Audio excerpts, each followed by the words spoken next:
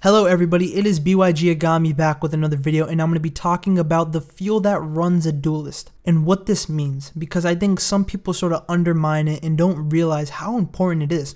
Because when you look at every Yu-Gi-Oh protagonist, every Yu-Gi-Oh villain that is important, relevant, not like the random Joes that they verse, and the truth is some of these random Joes actually do have motives as well. It's what motivates them to duel that really makes them a really good duelist.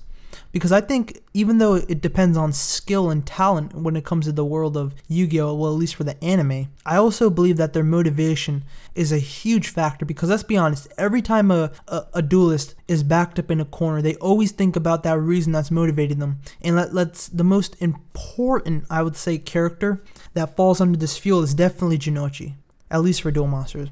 Simply because in Battle City, his first motive was really to have that duel with the Tim, to become a true duelist, and then after that it was of course Mai and winning Battle City to have that duel with the Tim. And for the first arc, Duelist Kingdom, it was the whole motive on saving his sister Shizuka, getting the money for her eye operation. He even went up against his good friend just to do that. And the thing is, that fuel, that's what gave him the motivation to go on to duel. And even though he was facing people, even though he was a novice and was on an island with people that were much better than him, he was still able to go toe to toe with them.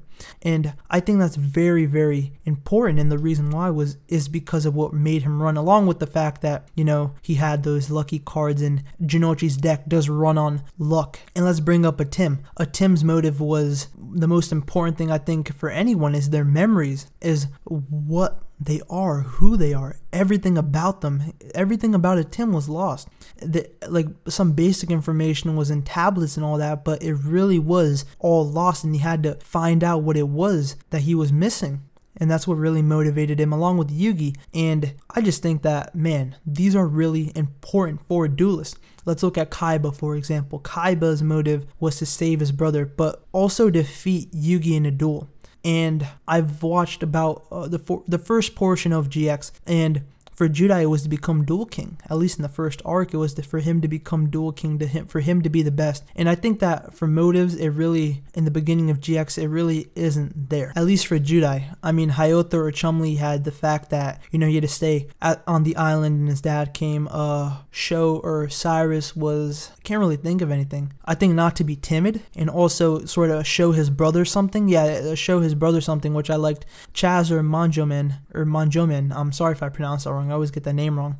Was to show his brother something, right? Because I do recall his brothers coming on the island, but before that, to beat Judai, to show him who's boss. And I also love Misawa or Bastion. I mean, that character is amazing. That whole thing that they had with each other, who was the best, just this whole little mini rivalry that was going on back and forth about who's number one, Judai or Misawa. I like that a lot. As for Yusei, it was, man, to get the hell out of the satellite and get to Domino City and get his revenge on Jack. And then as the series progressed, it became more of, you know, the grander scheme of things rather than personal motives. So I just think that you take away this from each of those characters, they become nothing. They become an average duelist. They don't really learn, I would say, and move on and progress as a character. In addition, win duels, because let's be honest, every time a character is backed up in a corner, they think of what they're fighting for. They think of why they are doing this, to push them forward, to catapult them to the next, I don't know, bridge or whatever, the rock, I don't know. Trying to think of an analogy, but just thought of something shitty.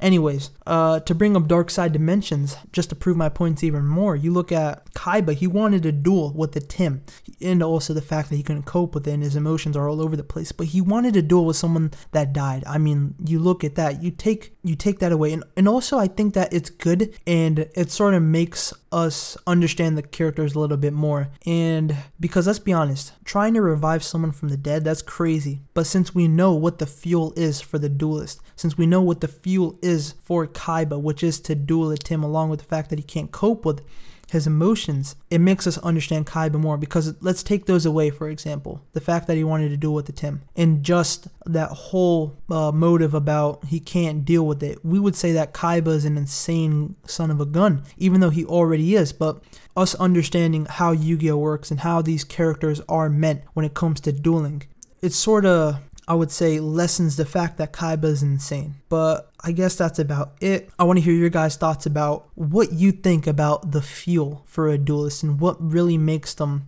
motivated and who is the best. Because I still believe Jinochi is the best. I mean, you look at all the arcs, even, you know, he had a decent amount of screen time in the Doma arc, and most of it was primarily for Mai, along with Yugi, you could say. I don't recall that much, but it was mostly about Mai. That's mostly good, but I think the earlier arcs for Jinochi are much more important. And in addition to that, even some early manga stuff about him and his whole thing that he had with his father, and I just feel sad for the dude about his dad. Like, man, his dad really didn't give a shit about him, to be quite honest. He was really a drunk and all that. But I guess that's all I gotta say. Please do leave a like, please do subscribe to the YouTube channel, and check out the Facebook and Twitter fan page regarding Yu-Gi-Oh! Vrains, which I will link down below in the description. See you guys later.